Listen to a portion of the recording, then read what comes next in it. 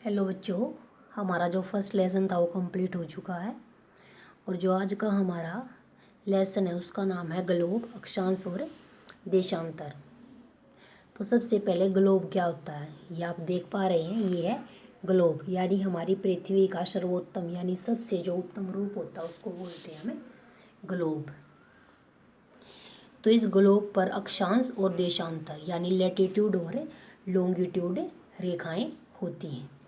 ये होती है अक्षांश रेखाएं जो आप देख पा रहे हैं, यानी पश्चिम से पूर्व की तरफ जो रेखाएं खींची जाती हैं उन्हें कहते हैं हमें अक्षांश रेखाएं यानी लेटिट्यूड। तो लेटिट्यूड मतलब लेटी हुई रेखाएं, यानी पश्चिम से पूर्व की तरफ जो रेखाएं आपको दिखाई दे रही हैं ये हैं अक्षांश रेखाएं। अक्षांश रेखाओं की डेफिनेशन है ग्लोब पर पश्चिम से पूर्व की ओर खींची गई सभी काल्पनिक रेखाएं अक्षांश से कहलाती है। यानी ये जो पश्चिम से पूर्व खींची गई उन्हें बोलते हैं हमें अक्षांश। भूमध्य रेखा के उत्तर और दक्षिण दिशा में 1 डिग्री के अंतराल में 90 अक्षांश खींची होती है। यह है भूमध्य रेखा। भूमध्य रेखा जिसका मान होता है 0 डिग्री अक्षांश, जो ग्लोब को 2 भागों में डिवाइड करती है। या ये मान लीजिए कि ये हमारी पृथ्वी को 2 भागों में बांटती है, एक उत्तरी गोलार्ध और दूसरा है दक्षिणी गोलार्ध। तो ये उत्तरी ध्रुव और ये है दक्षिणी ध्रुव और ये है भूमध्य रेखा। तो इस भूमध्य रेखा से उत्तर और दक्षिण दिशा में, ये है उत्तर दिशा और ये है दक्षिण दिशा, 1 डिग्री के अंतराल में 90 अक्षांश होती है। यानी इस भूमध्य रेखा से 90 अक्षांश इस साइड होती हैं और 90 अक्षांश इस साइड होती हैं। तो इसका मतलब टोटल अक्षांश कितनी हो गई?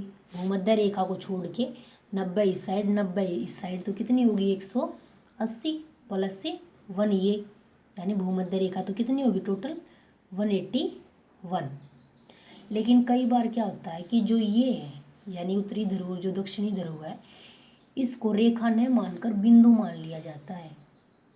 इसको रेखा न मानकर बिंदु मान लिया जाता है और इनको माइनस कर दिया जाता है। यानी जो 90 इस साइड और 90 इस साइड बोला है उसमें 90 में से -1 कर दिया जाता है, यानी 89 इस साइड 89 इस साइड और प्लस में 1 भूमध्य रेखा। तो टोटल कितनी अक्षांश हो जाती है? 179।